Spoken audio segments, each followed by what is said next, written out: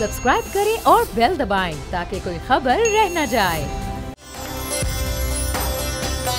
एक और प्रेडिक्शन कर दीजिए उनसे, ये बताइए कि खान साहब के खिलाफ जिस तरह से पीटीआई के खिलाफ अगर हम कहें कि पूरे उनके रहनुमाओं को गिरफ्तारियां की जा रही हैं, उनको अरेस्ट किया जा रहा है, जो कुछ भी मस्जिद नबवी में हुआ यहाँ बैठे लोगों के खिलाफ केसेस बन रहे हैं, और दूसरी तरफ अगर देखें तो पीटीआई की लॉन्ग मार्च की तैयारियां जारी हैं। ईद के बाद मई के एंड में उन्होंने कह भी दिया है, कॉल भी दे दी है कि लॉन्ग मार्च का आगाज़ हो जाएगा।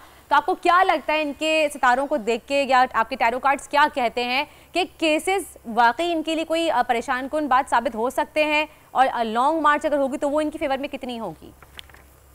देखिए, शुरू से जैसे ही मैं आपको कह रही हूँ कि इमरान खान साहब का या पीटीआई का जो सितारा है वो काफी जो है फेवर में जा रहा है, और मुझे ये केसेस जो हैं वो आर्जी नजर आ रहे हैं, टेम्परेरी बेसिस पर केसेस हो सकते हैं। और वो भी ये है कि चीजों को जैसे है ना बनाया जा रहा है।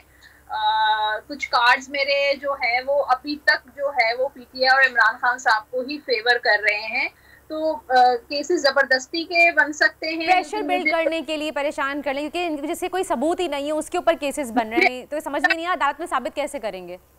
केसेस जो है ये खत्म हो जाएंगे, केसेस खारिज होते हुए नजर आ रहे हैं, टेम्परेरी एनर्जीज नजर आ रही हैं, तो इनको कुछ मिलेगा नहीं। लेकिन ये कि बनाने की कोशिश करेंगे। तो अभी भी मैं यही कहती हूँ कि पीटीआई और खान साहब का सितारा उरूज पर है। प्लैनेट्स और कार्ड जो हैं वो उनको फेवर कर रहे हैं, और उनकी मजीद जो है पॉलिटिकल एक्टिविटीज जो हैं वो ईद के बाद स्टार्ट हो जाएंगी। सब्सक्राइब करें और बेल दबाएं ताकि कोई खबर रह न जाए।